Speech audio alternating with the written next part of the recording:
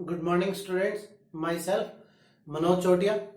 जीव विज्ञान की इस कक्षा में आपका स्वागत है। हम लोग पढ़ रहे थे पादप उत्तक संवर्धन। पादप उत्तक संवर्धन के अंतर्गत सबसे पहले अपन ने इसके औजार पढ़े थे, फिर कल्चर मीडिया पढ़ा था, फिर संवर्धन के प्रकार पढ़े थे, फिर उपलब्धियां पढ़ी थी। आज का अपना टॉपिक है पौधों में जीन स्थानांतरण की विधियां, यानी किस प्रकार से हम एक पादप के अंदर दूसरे पादप या दूसरे जीव का जीन स्थानांतरित कर सकते हैं, उसमें समाकलित कर सकते हैं। अपने पास दो विधियां हैं।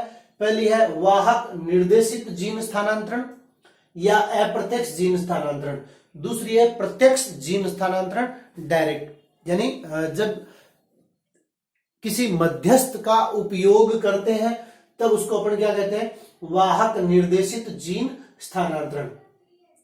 इसकी तीन विधियां हैं, एग्रोबैक्टीरियम निर्देशित जीन स्थानांतरण, विषाणु निर्देशित जीन स्थानांतरण और इनप्लांटा तकनीक। इसके अलावा जो प्रत्यक्ष जीन स्थानांतरण है उसकी चार विधियां हैं। रासायनिक विधि, दो विधियां हैं, रासायनिक विधि और भौतिक विधि। भौतिक विधि की चार प्रकार है, जीनगन, विद्युत छिद्रण, लिपोसोम की मध्यस्थता से और सूक्ष्म इंजेक्शन। अब हम इसको वन बाय वन पढ़ते हैं। एग्रोबैक्टीरियम, देखिए ये क्या है, बैक्टीरिया का नाम है, जीवाणु का नाम है एग्रोबैक्टीरियम। अब आप लोगों को पता है, बाकी को मैं हटा देता हूं, पहले सिर्फ इसी की चर्चा करते हैं। जीवाणु के अंतर्गत क्या पाया जाता है, आप लोगों को पता है। जीवाणु में वाहक अपन ने प्राप्त किया था, आप लोगों को याद होगा, ठीक है ना। वाहक क्या होता है, प्लाज्मिड। जैसे मान लीजिए ये जीवाणु है, ठीक है, और इस जीवाणु में ये तो क्या है, इसका मुख्य गुणसूत्र है, और इस मुख्य गुणसूत्र के अलावा ये जो अतिरिक्त वृत्ताकार डीएनए पाया जाता है उसको हम क्या कहते हैं, उसको हम कहते हैं प्लाज्मिड। और इस प्लाज्मिड को हम क्या करते हैं, काम में लेते हैं, किसके लिए, डीएनए को समाकलित करने के लिए, ठीक है। अब देखिए एग्रोबैक्टीरियम ट्यूमिफेसियंस, ये ट्यूमिफेसियंस क्या है, एग्रोबैक्टीरियम ट्यूमिफेसियंस, ये ट्यूमिफेसियंस क्या होगी, इसकी जाति होगी। अब इसका जो प्लाज्मिड लिया, इसका जो प्लाज्मिड लिया, उस प्लाज्मिड को भी एक नाम दे दिया गया, क्या, एग्रोबैक्टीरियम ट्यूमिफेसियंस का टीआई प्लाज्मिड, ठीक है। और एक होता है एग्रोबैक्टीरियम राइजोजिनेसिस, एग्रोबैक्टीरियम राइजोजिनेसिस, और उसका क्या लेंगे हम, उसका आरआई प्लाज्मिड लेंगे, ठीक है।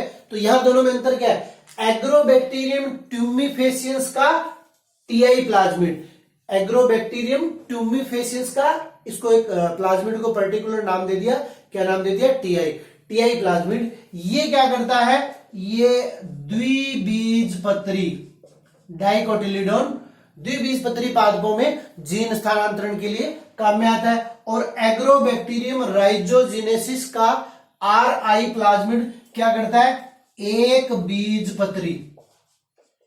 बीजपत्री पादपों को संक्रमित करने का कार्य करता है। अब देखिए क्या होता क्या है, जैसा अपन ने पीछे जैव तकनीकी के चरण देखे थे, ठीक है ना, तो उन चरणों के अंतर्गत क्या करेंगे, अभी जैसे ये प्लाज्मिड बाहर निकाला और बाहर निकालने के पश्चात इसके साथ क्या किया, दूसरे जाति के डीएनए को इसमें जोड़ दिया, ठीक है। और जोड़ने के पश्चात ये क्या हो गया, अपना आरडीएनए, यानी ये इतना पार्ट क्या हो गया, दूसरा हो गया। अब ये आरडीएनए का मतलब रिकॉम्बिनेंट डीएनए, या इसको अपन क्या कह देंगे, पुनर्योगज डीएनए। अब क्या करेंगे, पुनर्योगज डीएनए को पुनः क्या कर दिया, इसी बैक्टीरियल कोशिका में डाल दिया। इस बैक्टीरियल कोशिका में डालने के पश्चात इन बैक्टीरियाओं को या इन जीवाणुओं को क्या करते हैं, जिस पादप के अंदर हमें जीन का स्थानांतरण करना है, मान लीजिए ये कोई एक्स प्लांट है, इस एक्स प्लांट के ऊपर क्या करना है अपने को, ये जीन, ये वाला जीन जिसको अपन कह सकते हैं वांछित जीन, डिजायर्ड जीन, इसका क्या करना है अपने को, इसमें समाकलित करना है वांछित जीन को, तो इसको इसके अंदर डाल दिया। अब इन जीवाणुओं को क्या करेंगे, इस पादप के ऊपर छोड़ देंगे।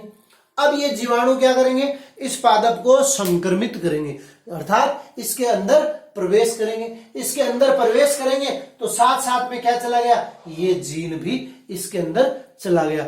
ठीक है, तो इस प्रकार से सबसे पहले जाते वक्त क्या करेंगे, ये किरीट पिटिका यानी जो इसकी मध्य सिरा है, पत्तियों की मध्य सिरा है, उस मध्य सिरा को अपघटित करते हुए इसके अंदर प्रवेश करेंगे और एक ट्यूमर उभारनुमा संरचना का निर्माण भी इसके अंतर्गत कर सकते हैं, जिसे हम क्राउन गोल कहते हैं।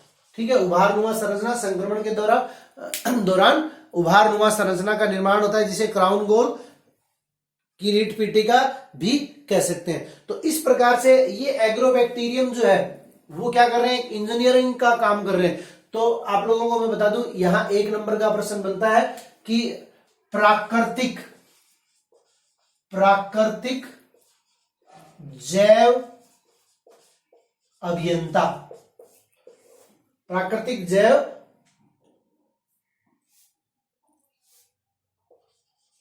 अभियंता यानी नेचुरल बायो इंजीनियर कौन है, नेचुरल बायो इंजीनियर कौन है, एग्रोबैक्टीरियम। यानी एग्रोबैक्टीरियम जीवाणु को नेचुरल जेनेटिक इंजीनियर भी कहते हैं। तो 1 नंबर का प्रश्न पूछा जा सकता है।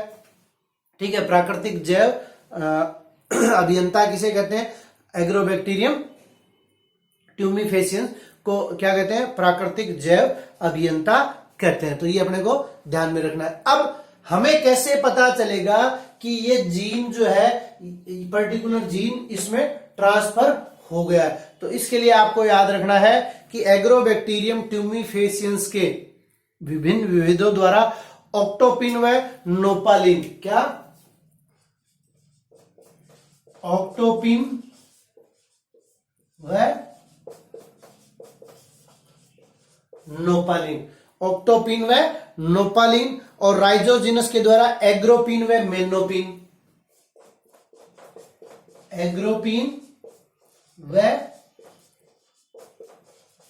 मेनोपिन, ये तो किसके द्वारा, एग्रोबैक्टीरियम राइजोजिनस के आरआई प्लाज्मिड के द्वारा, और ये एग्रोबैक्टीरियम ट्यूमिफेसियंस के टीआई प्लाज्मिड के द्वारा ये ओपिन, इन ओपिनों का निर्माण होता है। अगर पादपों में इन ओपिनों का निर्माण होना प्रारंभ हो गया है, इसका मतलब तो क्या हुआ कि इन जीनों का स्थानांतरण हो गया है, अदरवाइज इन जीनों का स्थानांतरण नहीं हो पाया है। तो ये अपने को ध्यान में रखना है। अगर जीन का स्थानांतरण हो गया है तो इस प्रकार से ये विभिन्न प्रकार के ओपिन का निर्माण प्रारंभ कर देंगे पादपों के अंतर्गत, तो इसका मतलब जीन का स्थानांतरण हो गया है। तो इस प्रकार से एग्रोबैक्टीरियम ट्यूमिफेसियंस के टीआई प्लाज्मिड को वाहक के रूप में काम में लेकर विभिन्न प्रकार के शाकनाशियों, रोगाणु, प्रतिकूल परिस्थितियों में रोग प्रतिरोधकता,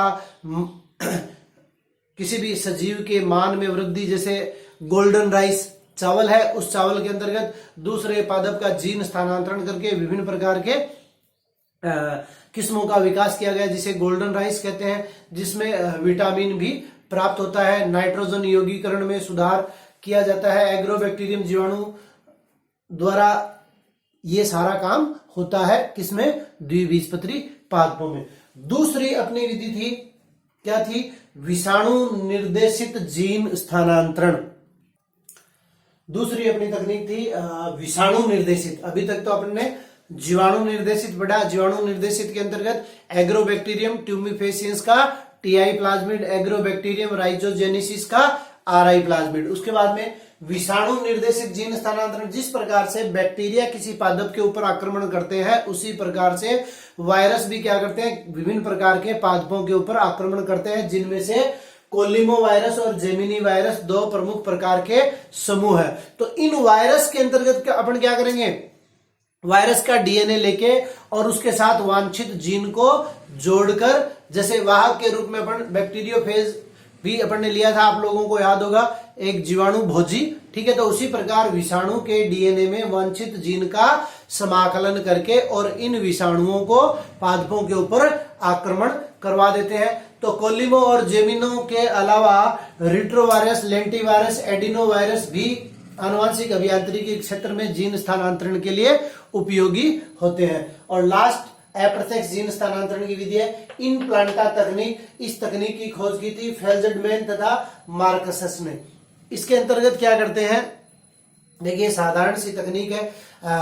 एग्रोबैक्टीरियम और अरेबिडोप्सिस, एक पादप का नाम है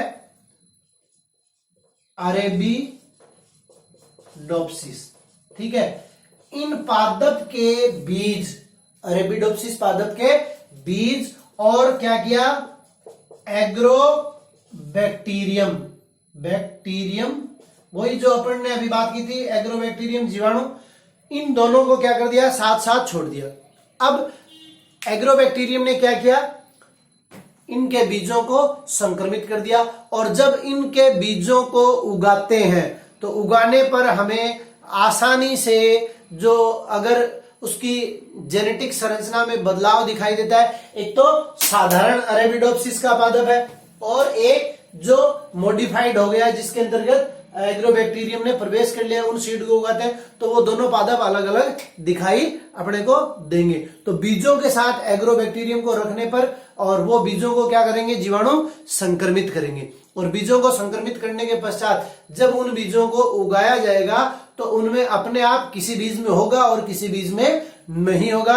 तो आसानी से हम वो आनुवांशिक रूपांतरित जीव है या पादप है उसको आसानी से साधारण पादप की तुलना में देखकर पहचान कर सकते हैं कि इसके अंतर्गत जीन का स्थानांतरण हो गया है, ठीक है। कल हम पढ़ेंगे जीन स्थानांतरण की प्रत्यक्ष विधियां। आज के लिए इतना ही, धन्यवाद।